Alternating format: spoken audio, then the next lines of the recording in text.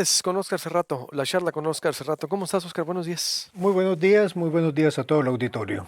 ¿Qué nos tienes ahora? Sí, esta semana quiero comentar de que la semana pasada, bueno, las últimas 2, 3 semanas han salido todos los indicadores de gestión económica de México de 2021 y ya empezaron a salir los indicadores adelantados en enero de 2022.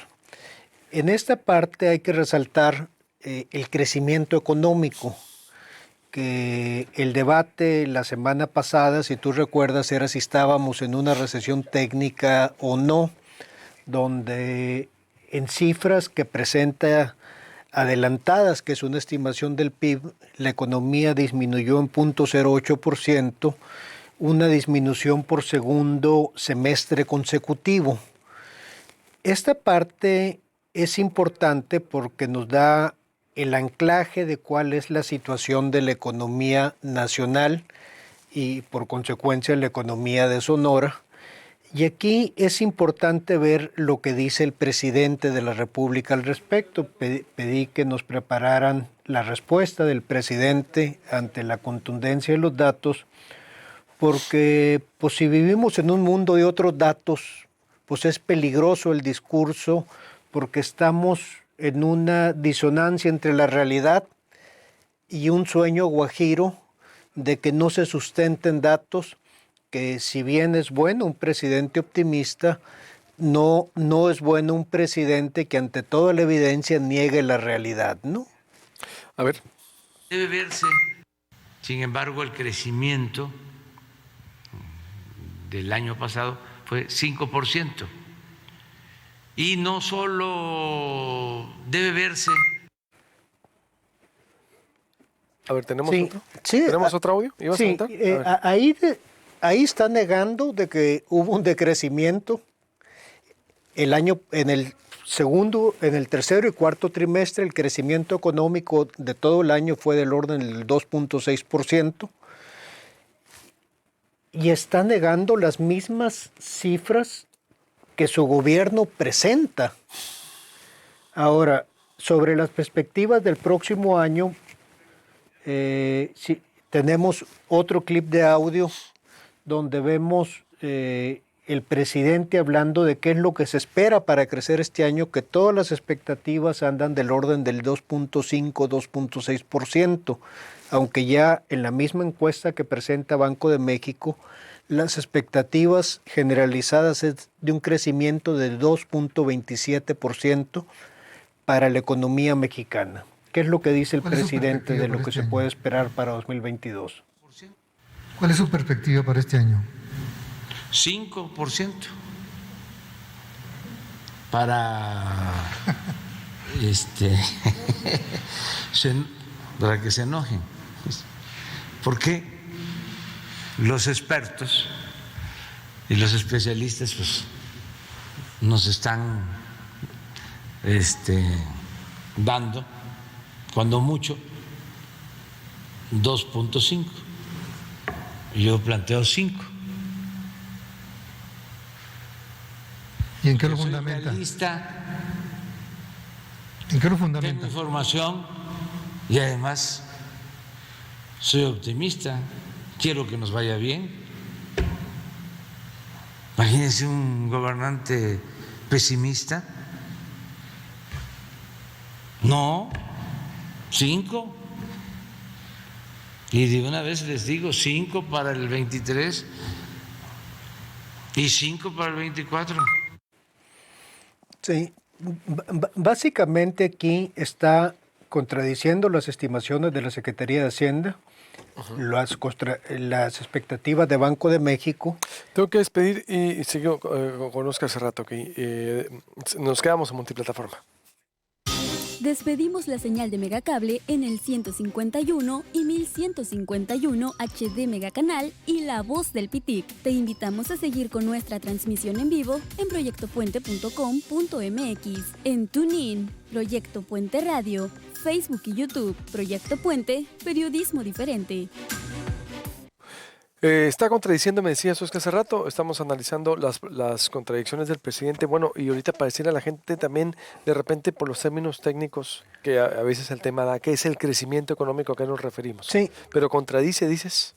Sí, hay una contradicción inherente contra lo que el mismo gobierno presenta en el paquete fiscal, que el presupuesto de egresos de la Federación, que ellos estimaban crecer en un 4.2% aproximadamente, y hay una contradicción contra lo que dicen todos los expertos y todas las fuentes. La misma secretaria de Economía ayer admitió de que la expectativa en un caso base o en un escenario optimista, la economía va a crecer en 2.5%.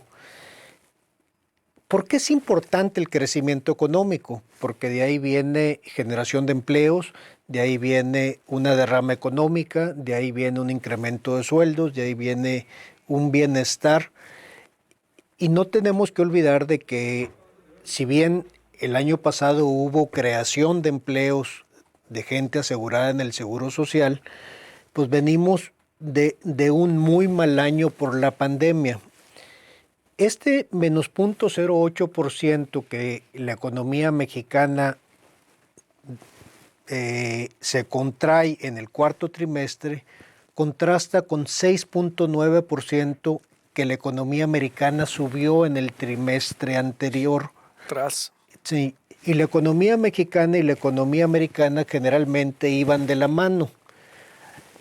Sí creció el sector externo en México, pero los sectores internos en México pues, se han venido contrayendo y tenemos ahorita el peor de los dos mundos. Tenemos un decrecimiento de la economía y tenemos una inflación que hace 21 años no se veía, que se ubicó en 7.3, 7.4%, aunque en enero va a tener aparentemente una pequeña reducción, pero estamos por primera vez en muchos años en terrenos de tasas de interés negativas. Los CETES están pagando 5.8 a 6% y la inflación es 7%. Quiere decir que aquel mexicano que invierta su dinero en CETES está perdiendo dinero en términos reales. ¿Cómo impacta esto en el día a día? Pues vamos al gobierno del Estado. El gobierno del Estado en sus participaciones federales, que es el grueso que recibe los 40 y tantos mil millones de pesos, de año con año, pues en términos reales va a recibir menos dinero de lo que recibieron en 2021, porque el crecimiento en un renglón es del 4.6% y el otro es de aproximadamente el 6%.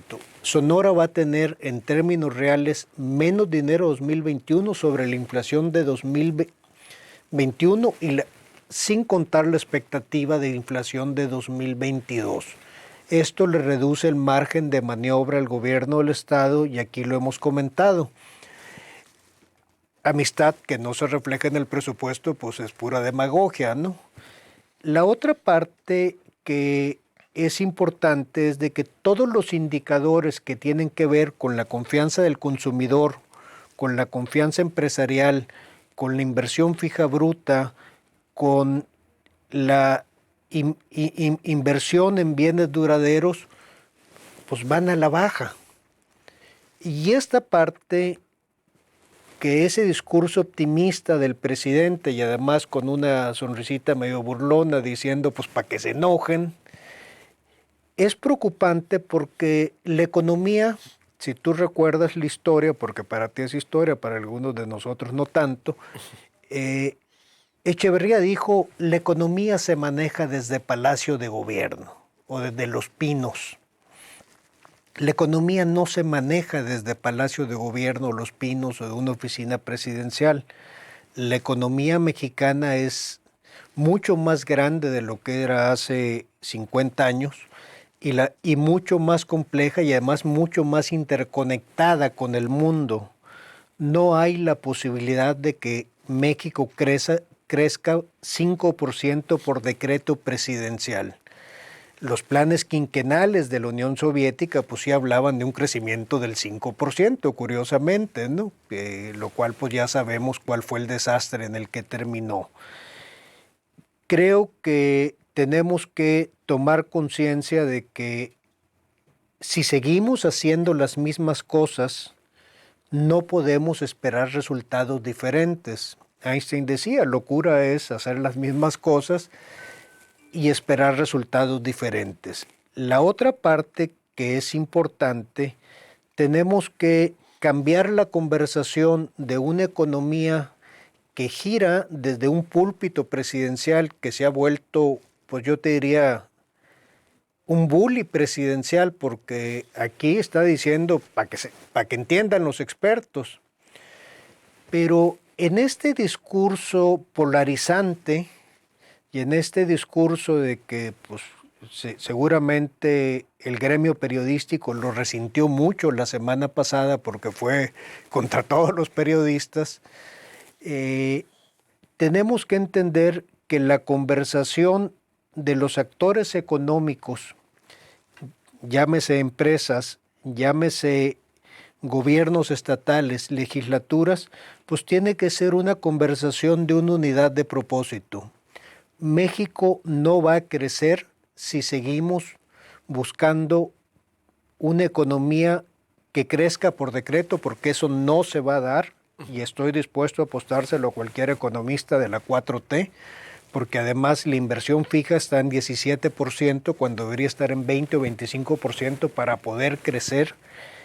Y mientras no se dé crecimiento y mientras no incremente la productividad, pues no va a haber un incremento real en la percepción de los ciudadanos. Hay más pobres hoy que hace 3 años y medio. Se atravesó la pandemia, pero la política económica en la pandemia ha sido la equivocada. Si ha habido endeudamiento neto, afortunadamente la Secretaría de Hacienda está estructurando bien los pasivos del gobierno federal, porque de los 12,000 billones de pesos que hay de deuda aproximadamente, hay 243,000 millones de deuda externa y 8,000 y pico de millones de pesos de deuda interna, con un vencimiento a largo plazo en su gran mayoría. Entonces no hay una presión de deuda de corto plazo. Pero nada más para dimensionar la idea, un punto que suben las tasas de interés, que tienen que subir por el tamaño de la inflación, con que suban 1% las tasas de interés, eso implica para el gobierno del Estado una erogación adicional de 240 millones de pesos. Toda la Secretaría de la Contraloría. Nada más en intereses que va a tener que pagar. Para el gobierno federal, pues es un mundo de dinero. En un escenario donde hay 4 proyectos de infraestructura que se están llevando el grueso de la inversión pública, que es... En Sonora, hablando de Sonora. No, a nivel federal. En Sonora, de los 4 proyectos es Dos Bocas, el aeropuerto Felipe Ángeles, el Tren Maya y el tren interurbano México-Toluca. A nivel Sonora, en el presupuesto de egresos de la Federación encontramos que hay 4,000 millones de pesos de inversión del gobierno federal. Hay 1,100 millones de pesos para el tema de los yaquis, en el tema del agua. Está la carretera Agua Prieta-Bavispe. Hay obras de la Comisión Federal de Electricidad, hay obras de Pemex, hay 0 obras para el puerto, hay 0 dinero para el puerto de Guaymas, hay 0 dinero para las líneas de transmisión de la Comisión Federal de Electricidad que tienen que interconectar el parque solar. Entonces, aquí es muy importante que el discurso esté aterrizado en números. Por ejemplo, el drenaje de Guaymas, que se anunció de que se iba a hacer a principios de este año, pues no trae un peso en el presupuesto de egresos de la Federación y no trae un peso en el presupuesto de egresos del Estado. ¿Y el parque? Por ejemplo, el parque solar que se quiere poner. El parque solar no está presupuestado, se habla que se ha dicho muchas cosas, pero aquí nada más me estoy centrando en las líneas de transmisión que tiene que haber para sacar la energía de ese parque solar, porque hablan de que va a haber una empresa y esa empresa pues presumiblemente no está dentro del presupuesto de egresos de la Federación, pero las líneas de transmisión sí son de Comisión Federal de Electricidad porque así está la regulación hoy en día. Y esas líneas de transmisión que van a tener que llevar la energía ya sea a Baja California o interconectarse con el sistema nacional, pues no están presupuestadas. Y el tener un parque solar donde no puedes transportar la energía, pues es un absurdo, ¿no? Entonces, tenemos que revisar muy fino porque lo que encuentro es que el discurso presidencial y el discurso del gobernador del estado, en los números, en los documentos oficiales, no está respaldado con un presupuesto que les permita ejecutar la obra en tiempo y oportunidad. No es con buenos deseos, no es con un optimismo, es con acciones puntuales y además la economía y la inversión privada sobre todo, que es un motor importante, pues depende de un factor de confianza de los empresarios y del consumidor.